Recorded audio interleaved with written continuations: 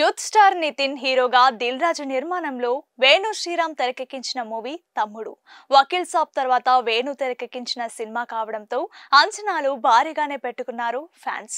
పవన్ కళ్యాణ్ నటించిన block buster title తో వచ్చిన ఈ సినిమా ఈ రోజు ప్రపంచ వ్యాప్తంగా విడుదలైంది. మరి ఈ సినిమా ఆడియన్స్ ను మెప్పించిందా లేదా మన మూవీ రివ్యూలో చూద్దాం. వీడియోని ఎండ్ వరకు చూడండి. సినిమా కథ ఏంటంటే, జై అంటే నితిన్ తను వరల్డ్ ఆర్చరీలో ఛాంపియన్ కావాలనుకుంటాడు.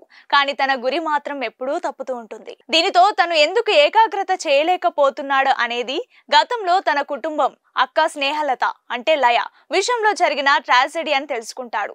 దీనితో తన ప్రాణ స్నేహితురాలు చిత్ర అంటే వర్షబొల్లమ్మతో తన అక్క కుటుంబం అంబారలగుడి అనే ప్రాంతంలో ఉన్నారని తెలుసుకొని స్టార్ట్ అవుతాడు. ఇంకో పక్క వైజాగ్ లో జరిగిన ఓ ఘోర ఫ్యాక్టరీ ప్రమాదం, దాని ఓనర్ అజర్వాల్ అంటే సౌరభ్ దాని నుంచి తప్పించుకోవడానికి చేసే ప్రయత్నాలేంటి, దీనికి నితిన్ అక్కకి ఎదురయ్యే ప్రమాదం ఏంటి, నితిన్ తన అక్కని కలిశాడా లేదా, చివరికి ఆ ఫ్యాక్టరీ ప్రమాదంలో కోల్పోయిన వారి కుటుంబాలకు న్యాయం జరిగిందా లేదా అనేది తెలియాలంటే ఈ సినిమా చూసి తెలుసుకోవాలి. మూవీ ఎలా ఉందంటే, దర్శకుడు శ్రీరామ్ వేణు అక్క తమ్ముళ్ళ సెంటిమెంట్ స్టోరీని తీసుకురావడమే కాదు, తమ్ముడు టైటిల్ తో ఈ సినిమాకు జస్టిఫికేషన్ ఇచ్చాడు. చిన్నప్పుడు అక్కకిచ్చిన మాట తమ్ముడు తప్పుతాడు, తిరిగి అక్కకిచ్చిన మాట కోసం ఎలాంటి ప్రయత్నాలు చేశాడు, అందుకో ఫ్యాక్టరీ బ్లాస్ట్, అందులోని కెమికల్ వల్ల సామాన్య ప్రజలు చనిపోవడం, దానికోసం ప్రభుత్వం ఒక కమిటీ ఏర్పాటు చేస్తోంది.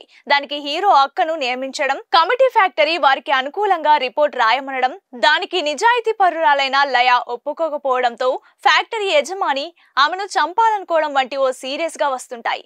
ఇదే క్రమంలో సినిమాను అడవిలో జరిగేలా స్క్రీన్ ప్లే రాసుకున్నాడు.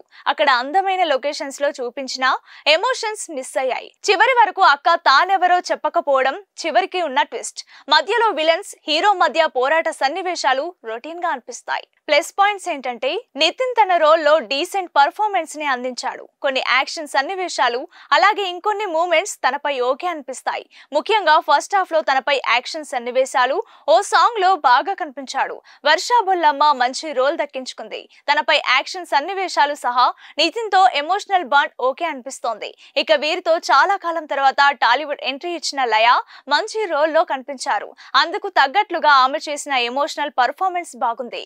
అలాగే విలన్ నటుడు సౌరవ్ పాత్ర డిజైన్ చేసిన విధానం అందరి పాత్రల కంటే బెటర్ గా అనిపిస్తోంది. తన రోల్ ని కూడా సౌరభ్ అంతే సాలిడ్ పర్ఫార్మెన్స్ ని అందించారు. ఇక మైనస్ పాయింట్స్ ఏంటంటే, ఈ సినిమాలో డిసప్పాయింట్మెంట్ చేసే అంశాలు చాలా ఎక్కువే ఉన్నాయని చెప్పొచ్చు.